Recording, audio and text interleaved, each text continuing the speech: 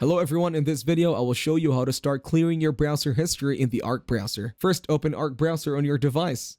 Once it is open, locate the filter icon at the top of the screen and click on it. Next, click on the three dots to open a drop-down menu.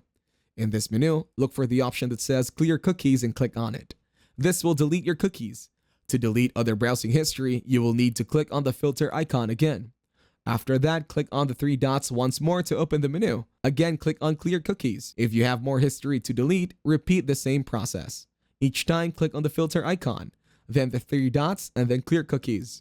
For a more thorough cleanup, click on the icon located at the top right corner of the screen to open additional options. From here, select Settings. In the Settings menu, look for an option to delete history. If you find it, you can delete your browsing history directly from there.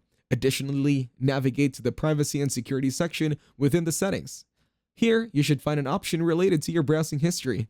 Look for a button that says Delete All Data and click on it to delete your entire browsing history. If this video was helpful, please consider leaving a like and subscribing to the channel.